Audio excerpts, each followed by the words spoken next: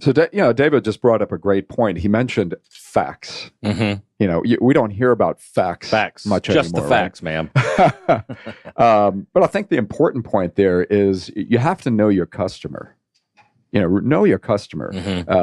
If you're dealing with teenagers and kids, then sure, Snapchat is a great place because we have a lot of customers asking us, should we be on Pinterest? Should we be on Instagram? Should we be here? Should we be there?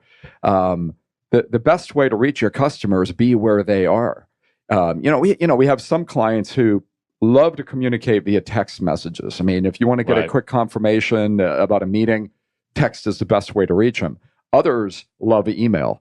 In David's case, you still have a customer segment that uses fax machines, right? So that's just another channel in which to reach customers. And what's becoming increasingly complex, if you think about it, you've got email, you have Facebook direct messages, Instagram has direct messages, there's fax, they're all different channels. And, so when clients often ask us, should we be in this other channel, you have to consider that someone has to man that channel. Right. Someone's got to check that email box, right? Or check that Facebook message. Because if your company gets on Facebook and you launch a great page and you post great content, but you're not checking the messages as they come in, you're going to get a lot of upset customers potentially. Customers today are becoming more and more impatient, when they want an answer to something, right? Whether it's a product question and they're ready to buy, especially when they're online, they're very impatient. They might be 5 minutes away from making a decision, and they've got one last product or pricing question, and they want to get someone. Some people still pick up the phone and call, right? So, David, as far as advice to businesses, things that you've learned, if you could, if a smaller startup business were to ask you, give me some tips and pointers, some good advice, what are some pitfalls to avoid?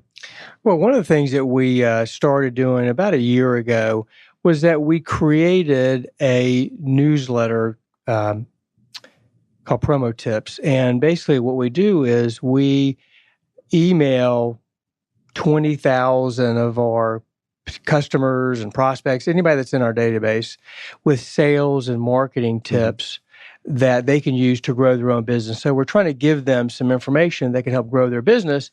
Oh, and by the way, there might be a small article or an ad on logo mats and how to use promotional matting in a marketing campaign, and talk about maybe the different types of mats. But basically, we're trying to give them some, value, some information that they can use to help build their business.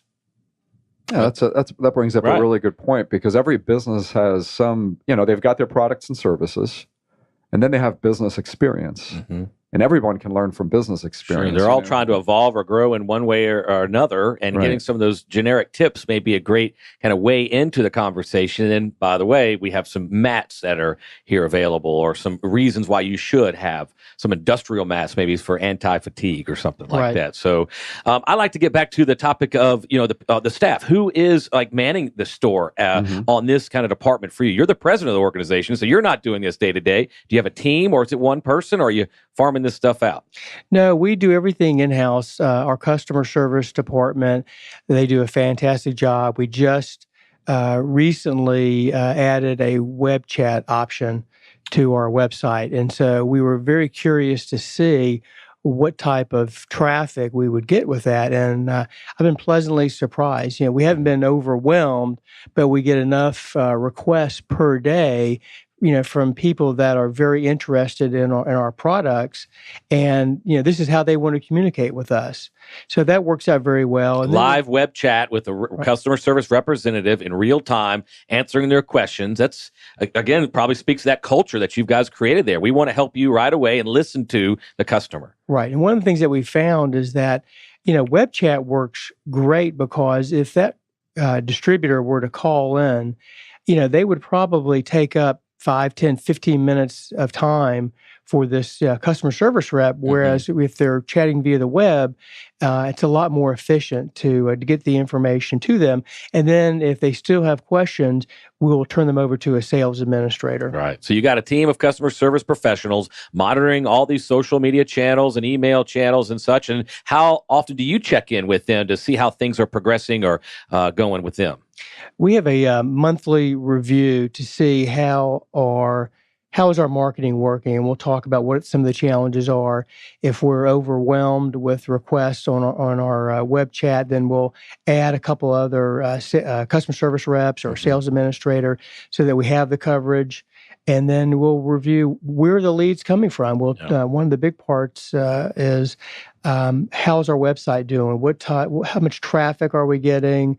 How are our keywords doing? Are they moving up? And how many leads are we getting from our website? Right. And that's great, checking in regularly. You don't just set a strategy and check in at the end of the year. Monthly is a great opportunity to see what's working, what's trending.